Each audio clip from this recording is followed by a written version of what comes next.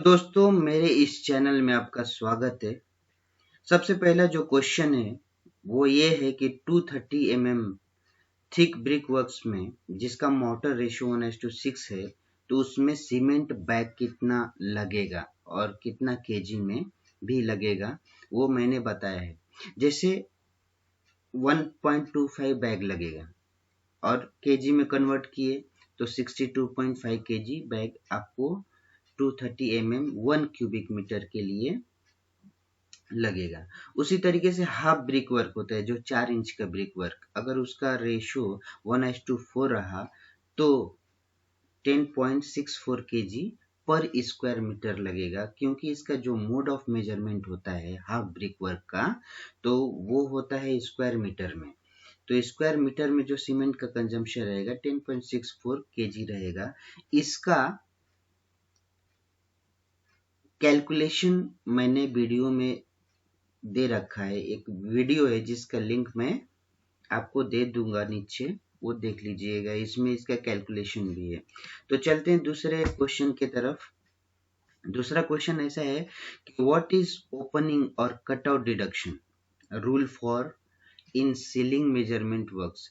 जैसे कोई भी सीलिंग हो, जैसे फॉल सीलिंग का वर्क हो या शटरिंग का भी अगर हो, जैसे सीलिंग का शटरिंग कर रहे हो, या ड्राई वॉल पार्टीशन के जो हाइलक्स का हो, या कुछ भी हो, अगर सीलिंग का कटआउट आता हो, तो हम कितना उसका डिडक्शन करेंगे या नहीं करेंगे, उसका रूल क्या है।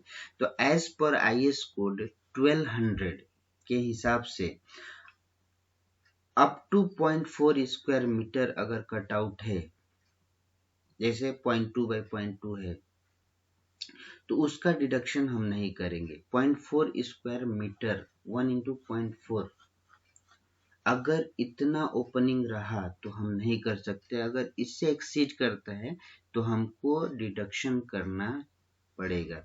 ये भी क्वेश्चन पूछते हैं। और ये भी पूछते हैं कि अगर एक आपके पास रेलिंग वर्क है, आपने रेलिंग किया, तो उसका हम पेंटिंग का मेजरमेंट कैसे लेंगे। उसको अगर पेंट करते हैं तो उसको पेंटिंग का मेजरमेंट ये होता है कि one side elevation area of railing is measured, उसको हम मेजर कर लेते हैं और कोई भी ओपनिंग डिडक्शन नहीं किया जाता है, ओनली वन साइड मेजरमेंट लेंगे उसका। ठीक है, सपोज 1/2 मीटर का अगर रेलिंग है, तो 2 स्क्वायर मीटर ही लेंगे, ना कि दोनों साइड, सिर्फ एक साइड लेंगे। अगला क्वेश्चन की तरफ चलते हैं कि cement consumption for neat cement punning work. ये punning work, cement punning work क्या रहता है, जो हम सीमेंट का घोटाई करते हैं, सीमेंट का ऊपर से घोटाई करते हैं, प्लास्टर करते हैं सीमेंट। तो जो हम सीमेंट की घोटाई करते हैं, तो उसमें कितना कंजम्पशन होगा सीमेंट का 1 स्क्वायर मीटर में, तो 4.4 केजी पर स्क्वायर मीटर सीमेंट कंजम्पशन होता है सीमेंट पनिंग में। इसमें दो तरीके से होते हैं, एक फ्लोट सीमेंट प्लास्टर होता है, एक नीट सीमेंट पनिंग होता है। फ्लोट में थोड़ा कम कंजम्पशन होता है सीमेंट का, लेकिन नीट सीमेंट पनिंग में, जिसमें हम सीमेंट का घोटाई करते हैं, उसमें सीमेंट का कंजम्पशन ज्यादा होता है। अगला क्वेश्चन कि एंटी टर्माइट ट्रीटमेंट जो हम करते हैं उसका मोड ऑफ मेजरमेंट क्या है, और दूसरी बात कि इसका वारंटी कितना होना चाहिए। देखिए, एंटी टर्माइट ट्रीटमेंट हम एक्सकवेशन करने के बाद फुटिंग में या जो भी बेसमेंट रहता है वहां हम एंटी टर्माइट ट्रीटमेंट करते हैं, और उसका जो मोड ऑफ मेजरमेंट है वो स्क्वायर मीटर में होता है, और इसकी वारंटी 10 इयर्स रहता है। इधर साफ साफ लिखा हुआ है, आप उसे नोट आउट कर सकते हैं। अगले क्वेश्चन की तरफ चलते हैं।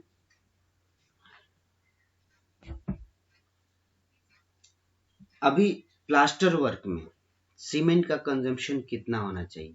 दो टाइप के प्लास्टर होते हैं। 12 है तो उसका रेशियो क्या है मोटर का, मोटर पे डिपेंड रहता है सीमेंट कंजम्पशन। अगर 1:4 रहा तो उसमें सीमेंट कंजम्पशन बढ़ जाता है, 1:6 रहा तो सीमेंट कंजम्पशन कम होता है।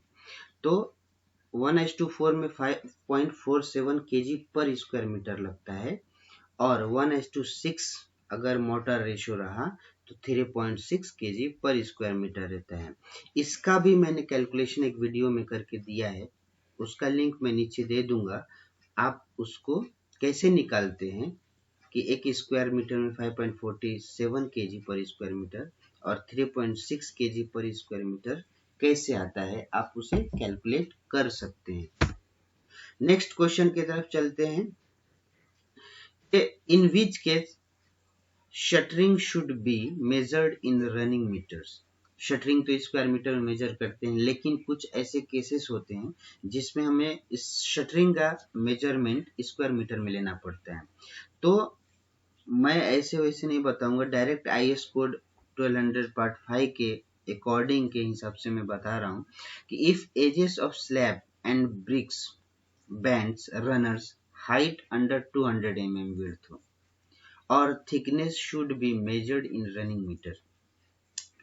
अगर थिकनेस और विड्थ 200 mm के अंदर आए, जैसे इधर एग्जांपल दिया हुआ है, ये अभी इधर बंड दे रहे हैं तो इसको हम स्क्वायर मीटर में नहीं लेंगे क्योंकि इसका विड्थ और थिकनेस 200 के बिलो है, तो इसको हम स्क्वायर मीटर में इसका क्या करेंगे, मेजरमेंट करेंगे। अगला क्वेश्चन है कि what is the allowable wastage limit for course and fine aggregates in billing reconciliation और कॉस्टिंग। अभी साइट इंजीनियर को भी मालूम होना चाहिए कि हमारा जो एग्रीगेट मतलब खड़ी या मेटल और सैंड बालू, इसका वेस्टेज कितना अलाउ है। अगर वेस्ट होता है हमारे कंस्ट्रक्शन में तो कितना अलाउ, कितना भी कैसे भी माल बना के फेंक दिए, वेस्ट कर दिए, किधर भी डाल दिए, तो इस तरीके से नहीं चलता। इसका एक अलाउएबल लिमिट है कि अगर होता है, देखिए वेस्टेज तो हर साइड पे होता है और होता ही होता है, ठीक है, या काम में हो या किसी की नेग्लिजेंसी में हो, तो इसका अलाउएबल लिमिट कितना होना चाहिए और किस आधार पे। तो अकॉर्डिंग टू नावी पब्लिकेशन बुक, ये ऐसा बुक है जिसका रेफरेंस CPWD भी देता है, तो इसके हिसाब से 5% इसका अलाउएबल वेस्टेज लिमिट होता है, 5%, ठीक है।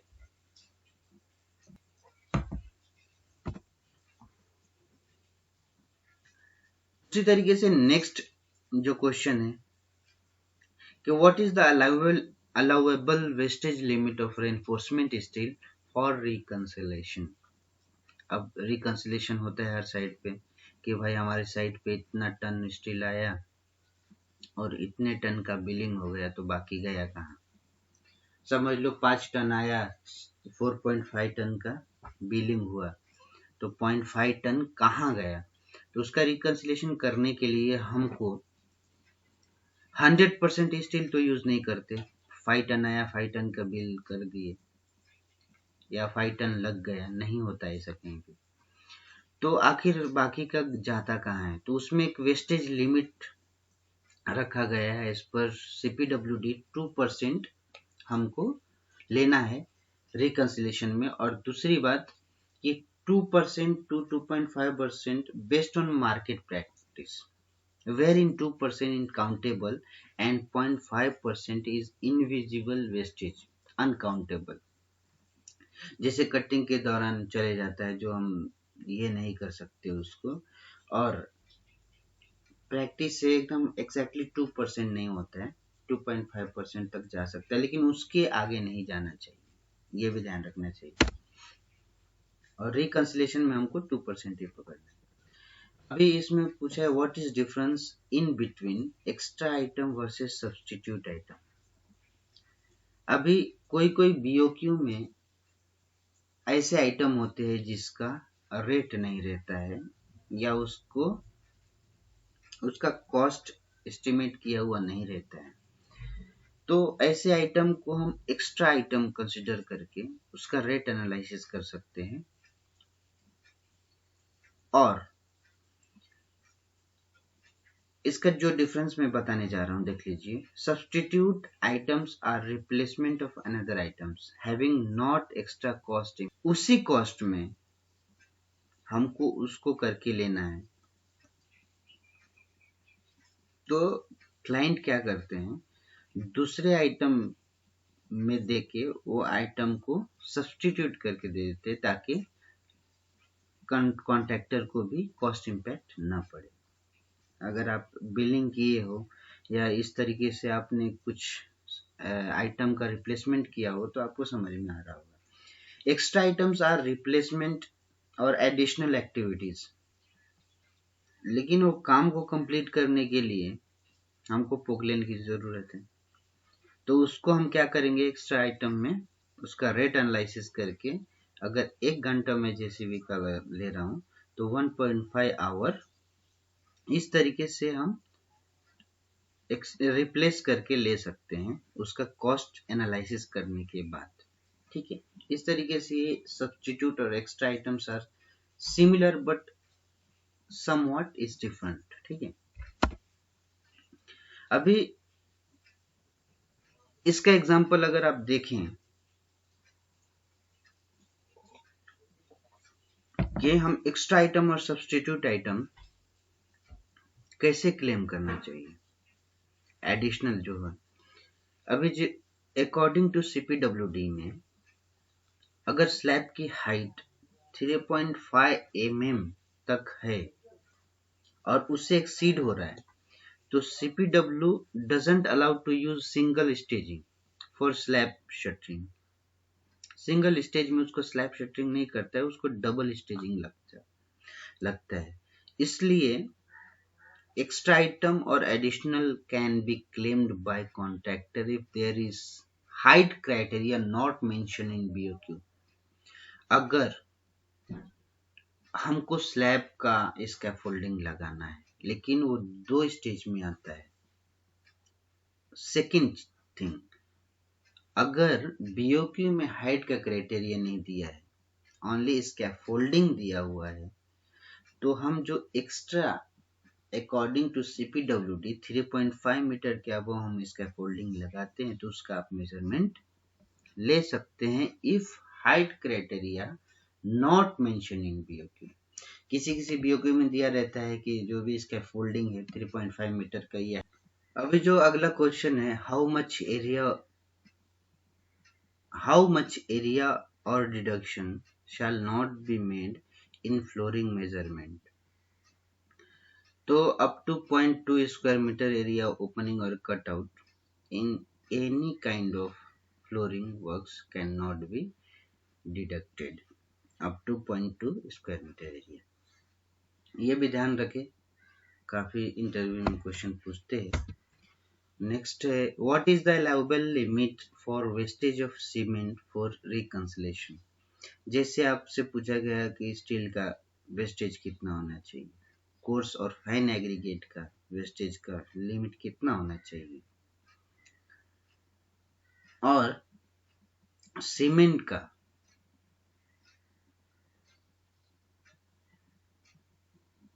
अगर वेस्टेज होता है तो कितना होना चाहिए, तो उसको भी हमको ध्यान में रखना चाहिए। तो सीमेंट का 2% for major value project as per CPWD और 3% for value up to 5 lakhs as per CPWD. देखो, अगर छोटे काम है तो उसमें वेस्टेज ऑफ सीमेंट ज्यादा होता है, अगर वहीं ज्यादा हो तो वहां कम होता है। इसलिए दोनों का wastage limit as per CPWD ने एक तय करके रखा है कि 2% बड़े प्रोजेक्ट के लिए, और 5 लाख के अंडर अगर कोई काम है तो 3% उसमें कंसिडर कर सकते हैं। What is retention money in construction bills. Retention money जो होता है, क्या होता है, वो एक सिक्योरिटी डिपॉजिट होता है जिसमें कॉन्ट्रैक्टर के आरए बिल से या फाइनल बिल से कट कर लिया जाता है।